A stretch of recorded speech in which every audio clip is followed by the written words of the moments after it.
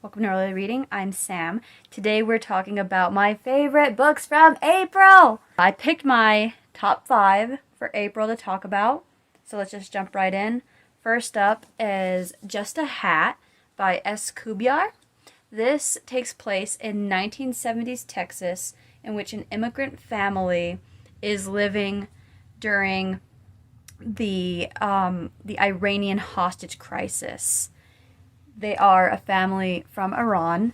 It follows Joseph. They are a Persian Jewish family, and they're navigating a small Texas town, living there, and then when the political dynamics change, the community reacts to them being in the neighborhood.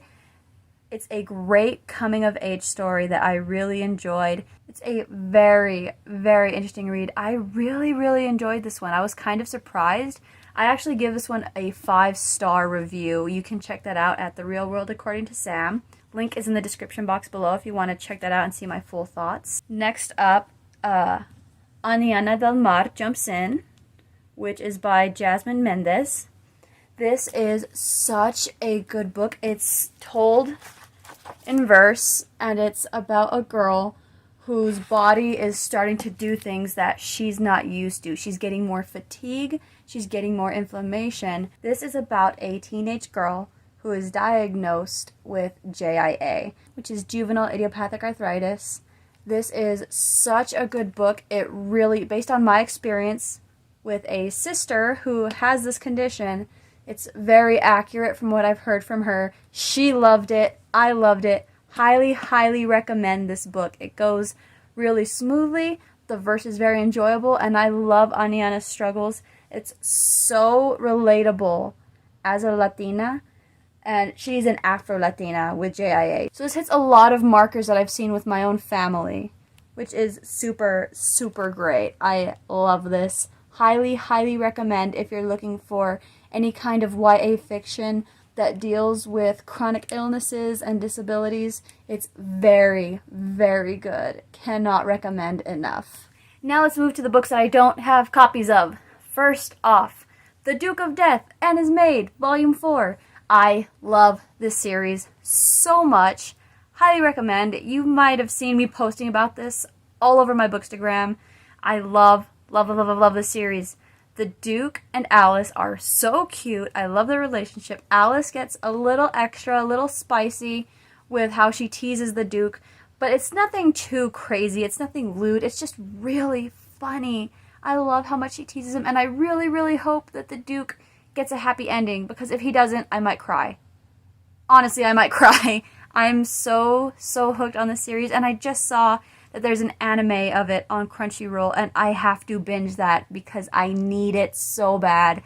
I love this manga series. If you haven't read it and you love manga, and you especially love like humorous romance plots with some dark elements, just like not gothic, and nothing too creepy or horror-ish. It's just like, you know, anything he touches dies, so he has to wear gloves. He's cursed, and he interacts with, you know, people who have magical abilities. He's looking for a witch who cursed him. It's that kind of dark. So, highly recommend this as well. Number 4 in my top April reads is Black and Female Essays by Tsitsi Dangaremgwa.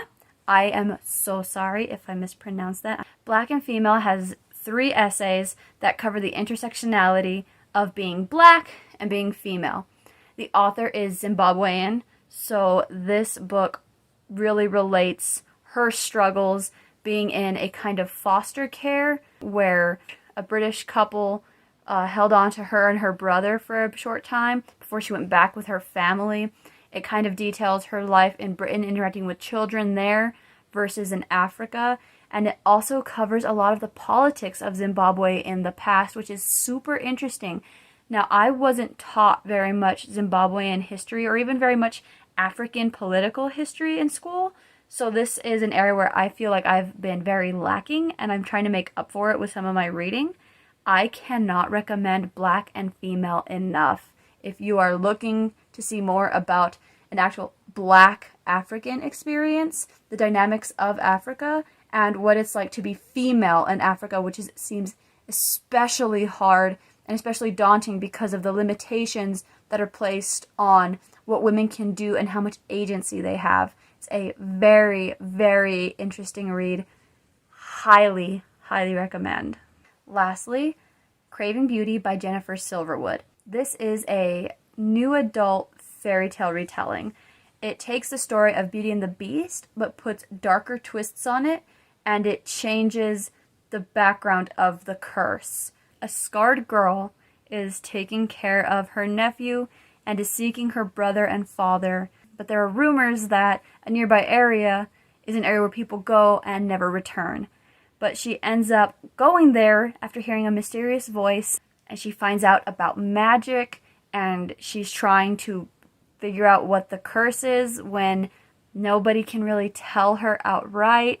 And it's just a very, very interesting read.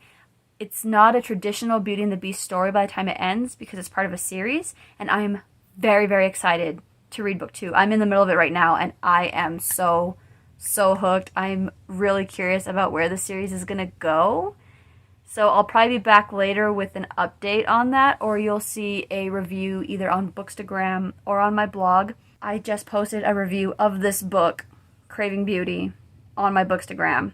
So I'm currently in the middle of Scarred Beauty. Very, very excited. It's been so long since I've read a fairy tale retelling, but I love it so much. Every now and again I dip in and out of fantasy, where I kind of diverge between sci-fi and fantasy, and I kind of just go back and forth. It's kind of nice to jump into fantasy. It's been very refreshing. I used to read a ton of fairy tale retellings. It's one of my favorite subgenres in fantasy. So I'm so excited to see where this is going to go. There are so many ways it could go. It's new adult, so the first book predominantly follows a girl. It could be YA, but aging out of it. The second book gets a little bit more adult as far as some of the content, but it's still very much in that range of like 17 to 22 area. You know what I'm talking about, where it's like, it's not quite YA, but it's like on the cusp of leaving it, but it's not quite adult. It's just before that. It's in that nice little niche area that's kind of hard to describe. So those are my top 5 reads of April. Let me know down in the comments below if you've read any of them or if any of these sound particularly interesting to you. Also, if you have any suggestions for other books I could read, leave them in the comments below. I take note of them and I do read them. Thank you so much for watching. If you want more bookish content, you can follow me at Royally Reading on Bookstagram. I'm also at Dreams of Tomorrowland, where I share more of my Disney-centric things and my collectibles. So if you're interested in those kinds of things, check those out here. I'll see you in the next video. Bye!